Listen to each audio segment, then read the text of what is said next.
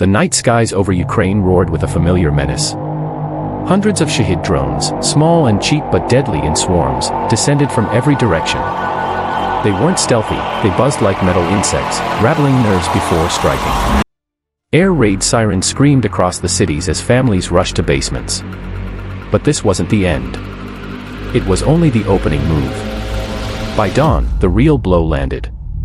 13 cruise and ballistic missiles cut through the air almost simultaneously. Explosions ripped through western and central Ukraine, striking energy hubs and factories.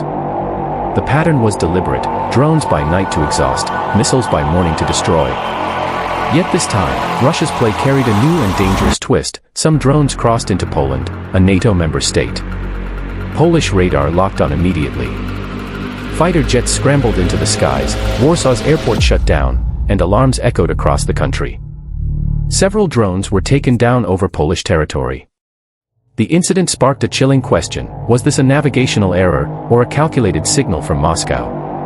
A test of NATO's red lines. Suddenly, the line between an attack on Ukraine and an attack on NATO looked frighteningly thin. For Ukraine, the attacks revealed a hard truth: their air defense is stretched to the breaking point. Systems like Patriot, NASAMS, and IRIS-T are precious but scarce. Each night, commanders are forced into cruel decisions: protect one city and leave another exposed. It's a brutal math problem with human lives on the other side of the equation. Critics argue Ukraine has leaned too heavily on foreign aid, becoming dependent on supplies that arrive only at the mercy of Western politics. Meanwhile, NATO's response draws a sharp contrast. On its own territory, the alliance reacts instantly: jets in the air, defenses active, airports sealed. But once the threat remains on Ukrainian soil, silence. This silence leaves a bitter impression. NATO protects itself, but Ukraine is treated like a buffer zone, a human shield absorbing strikes meant for Europe. And in Moscow's eyes, that restraint looks like weakness, an open invitation to keep pushing. Russia's method here is anything but random. First, swarm Ukraine with cheap drones that force defenders to waste expensive interceptor missiles.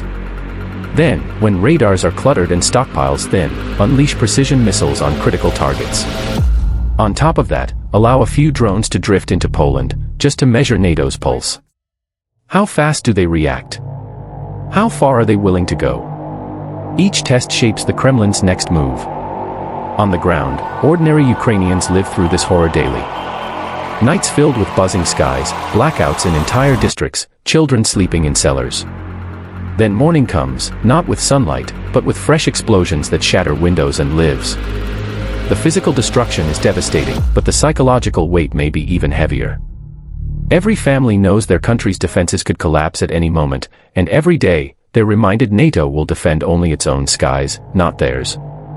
This latest assault underlines two stark failures: Ukraine has not achieved self-reliant defense, and NATO has not formed a united strategy beyond its borders. The result? Russia continues pressing, confident it can test limits without triggering full-scale retaliation. Each joint attack proves how blurred the line between Ukraine's war and NATO's security has become. The world now stands on a razor's edge, where a single mistake or miscalculation could ignite something far greater than anyone is prepared for.